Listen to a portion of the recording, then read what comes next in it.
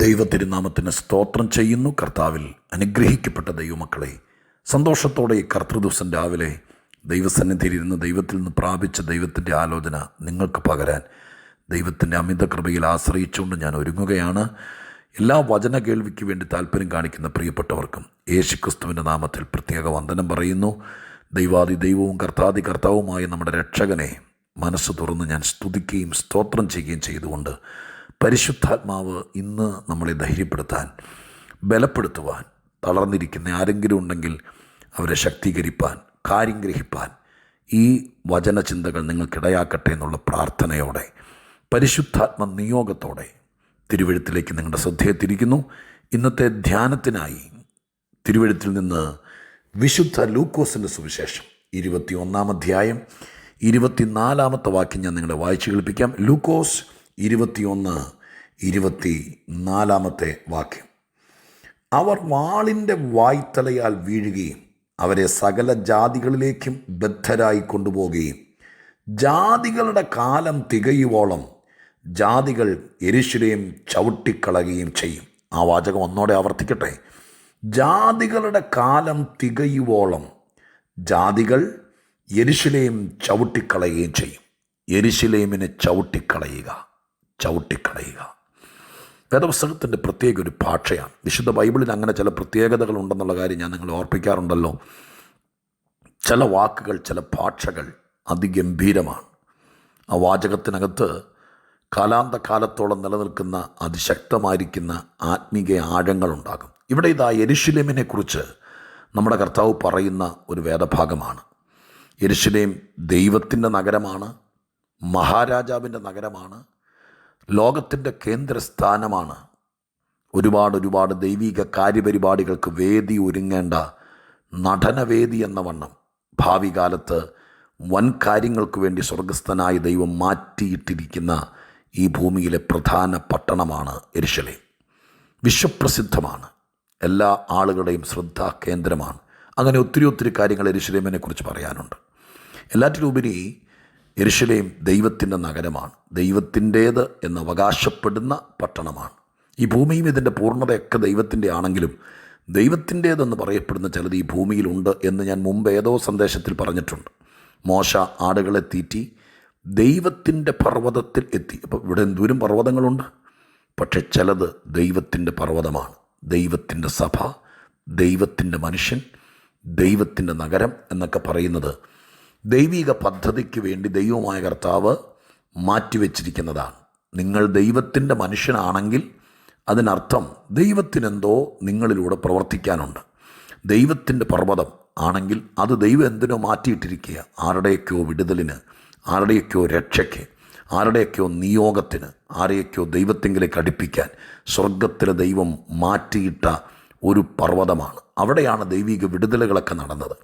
അങ്ങനെ ദൈവത്തിൻ്റേതെന്ന് പറയുന്നതിൻ്റെ പുറകിൽ ദൈവത്തിന് ഭയങ്കര ഉദ്ദേശമുണ്ട്. ദൈവത്തിൻ്റെ സഭ എന്ന് പറഞ്ഞാൽ ഒരു ക്ലബ്ബല്ല, പിന്നെയോ അനേകരുടെ വിടുതലിന്, അനേകരുടെ ഉറപ്പിന്, അനേകരുടെ ശുദ്ധീകരണത്തിന്, അനേകർ നിത്യതയിലെത്താൻ സ്വർഗത്തിലെ ദൈവത്താൽ സ്ഥാപിക്കപ്പെട്ട ദൈവത്തിൻ്റെ സ്ഥാപനമാണ് വിശുദ്ധ സഭ.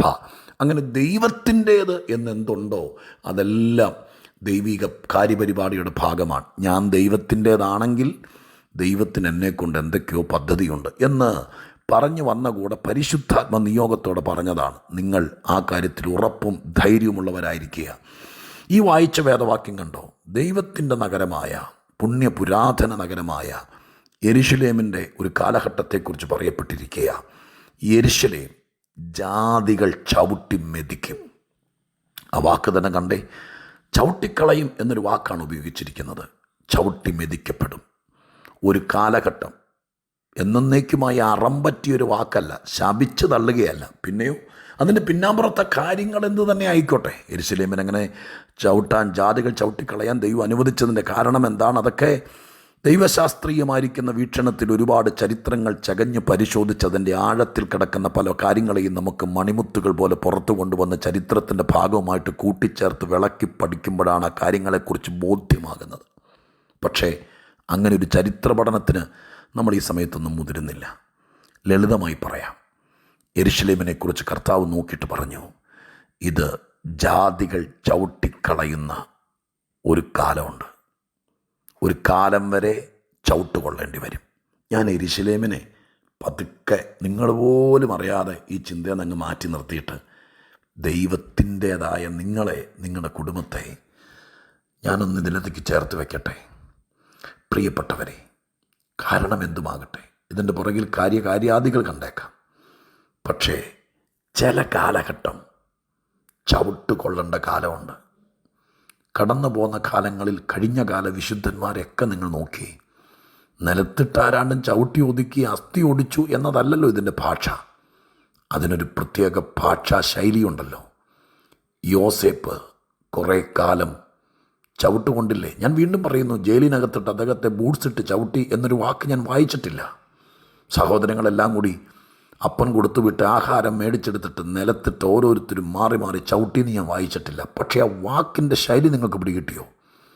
ചിലരുടെ ആട്ടും തുപ്പും വിമർശനവും ചവിട്ടും ചവിട്ടിത്തേക്കലും ഒക്കെ സഹിക്കേണ്ടി വന്നു. ദാവീദ് എത്ര പേരുടെ ചവിട്ടാ വാസ്തവത്തിൽ ചവിട്ടിത്തേക്കപ്പെട്ടതുപോലെ കൊള്ളേണ്ടി വന്നത്? അങ്ങനെ എത്രയോ ആളുകൾ. നമ്മുടെ കർത്താവിനെ അക്ഷരീകമായി റോമൻ പട്ടാളക്കാർ ബൂട്ട്സ് ഇട്ട് ചവിട്ടിയില്ലേ? എല്ലാ വെള്ളിയാഴ്ച അങ്ങ് ചവിട്ടുവാണോ? എല്ലാ ഞായറാഴ്ച? ഇല്ലില്ല. അതിനൊക്കെ ഒരു കാലമുണ്ട്, കാലാവധിയുണ്ട്. ബൈബിൾ ചരിത്രത്തിൽ ഒരുപാട് പേര് ചവിട്ടിത്തേക്കപ്പെട്ടു. ആ ചവിട്ടിത്തേക്കപ്പെടൽ കാണുമ്പോൾ ചോദിക്കാനും പറയാനും ആരുമില്ലെന്ന വിചാരത്തിൽ അക്ഷരീകമായി ചിന്തിച്ചാൽ പോലും യെരൂശലേമിൽ ജാതികൾ കൈയടക്കി കയറി ഇറങ്ങി ചവിട്ടിത്തേച്ച ഒരു ഗംഭീര പ്രവചനം കൂടിയാണ് എൻ്റെ യേശുവിൻ്റെ മടങ്ങിവരവിനോട് ബന്ധപ്പെട്ട ആ വാക്ക്. കേട്ടോ, പഠിക്കാൻ മനസ്സുള്ളവർ പഠിക്കേണ്ട വാക്കാണ്, അന്വേഷിക്കേണ്ട വാക്കാണ്. പക്ഷെ ഒരു കാര്യം ഉറപ്പ്, ദൈവം അത് അനുവദിച്ചു. യെരൂശലേം എന്ന നഗരം ജാതികൾ ചവിട്ടിത്തേക്കാൻ. പക്ഷെ എല്ലാ കാലവും അത് നടക്കുമെന്ന് വിചാരിക്കരുത്. കർത്താവ് എന്തോ കണ്ടിട്ടുണ്ട്. എന്താണത്? ജാതികളുടെ കാലം തികയുമ്പോളം, അത് മറ്റൊരു വിഷയമാണ്. അത് തികഞ്ഞു കഴിയുമ്പോൾ ചവിട്ടിത്തേച്ചവരെയൊക്കെ തമ്പുരാൻ പുറത്താക്കും, ചവിട്ട് നിർത്തും, വീണ്ടും പുതുക്കി പണിത് പ്രൗഢമനോഹരമായി പുറത്തു കൊണ്ടുവരും. എന്തുദ്ദേശത്തോടെ എൻ്റെ നഗരമെന്ന് പറഞ്ഞോ അത് ദൈവമായ കർത്താവ് വെളിപ്പെടുത്തും. ഇതുപോലെ എൻ്റെ പ്രിയപ്പെട്ടവരെ, ഒരു പക്ഷേ ഈ കാലഘട്ടം അകാരണമായി ചവിട്ടിത്തേക്കപ്പെടുമായിരിക്കും. ബുദ്ധിമുട്ടുകൾ നിറഞ്ഞ ഈ ലോകത്തിൽ, നിങ്ങളുടെ വീട്ടിൽ, നിങ്ങളുടെ സ്ഥാപനത്തിൽ എന്താണെന്നറിയില്ല, നിങ്ങളുടെ കുഞ്ഞ് പഠിക്കുന്ന ആ കലാലയത്തിൽ, രാജ്യം വിട്ട് വെളിയിൽ പോയി പണം മുടക്കി കഠിനാധ്വാനം ചെയ്ത് ആരെയും ദ്രോഹിക്കാതെ ദൈവത്തോട് പ്രാർത്ഥിച്ച് ഭാവി തുന്നിച്ചേർത്തെടുക്കാൻ വേണ്ടി വെമ്പൽ കൊള്ളുന്ന നിങ്ങളിൽ ആരോ അകാരണമായി ഒരു ബന്ധമില്ലാത്തവർ ചുമ്മാ അങ്ങ് ചവിട്ടുമായിരിക്കും. നിങ്ങൾ കരഞ്ഞു കാണും, ദൈവമേ അങ്ങിത് കാണുന്നില്ലേ? ഈ ചവിട്ട് കൊള്ളാനാണോ എന്നെ ഇവിടെ കൊണ്ടുവന്നത്? ഭർതൃഗൃഹത്തിലോ, ചിലപ്പോൾ നിങ്ങൾ കൂട്ടായ്മ ആചരിക്കുന്ന നിങ്ങളുടെ കൂട്ടായ്മ സ്ഥലത്തോ, നിങ്ങൾ വിശ്വസിച്ച് കൈകൊടുത്ത് കയറിച്ചെന്ന, നിങ്ങൾ പ്രതീക്ഷയോടെ കാലുവെച്ച സ്ഥലത്തോ എവിടെയൊക്കെയോ ചവിട്ടിത്തേക്കപ്പെടുമായിരിക്കും. പക്ഷേ ഈ വാക്യം നിങ്ങൾ സശ്രദ്ധം വീക്ഷിച്ചുകൊണ്ട് ദൈവത്തിൻ്റെ സന്നിധിയിൽ പറയണം. ഈ ചവിട്ടിത്തേക്കൽ ഒരുപാട് കാലം നിൽക്കുകയില്ല. എന്തോ കർത്താവ് കണ്ടിട്ടുണ്ട്. അത് തികഞ്ഞാൽ എന്നെ ചവിട്ടിയ കാലുകൾ പിൻവലിക്കാൻ ദൈവം കൽപ്പിക്കും. എന്നെ ചതച്ചരച്ച വിഷയങ്ങളെ, എന്നെ അപമാനപുളകിതമാക്കിയ, എന്നെ നിന്നാപാത്രമാക്കിയ, എന്നെ താഴെ തള്ളിയിട്ട, എന്നെ നിർദ്ദയം ചവിട്ടി മെതിച്ച സകല ശക്തികളോടും ഗെറ്റ് ഔട്ട് പറയും. പിന്നെ ഞാനും എൻ്റെ ദൈവവും തനിക്കുള്ളവർ മാത്രമായൊരു കാലം ഉണ്ടാകും. യെരൂശലേമേ, അങ്ങനൊരു കാലം ഉണ്ടാകും. നിന്നിൽ സിംഹാസനം വയ്ക്കും, നിന്നിൽ അധിപതിയായവൻ വാഴും, നിന്നിൽ ദൈവിക ദൃഷ്ടി പതിയും, നിന്നിലേക്ക് അനേകർ ആകർഷിക്കപ്പെടും, നിന്നെ ഒരു കേന്ദ്രസ്ഥാനമാക്കും.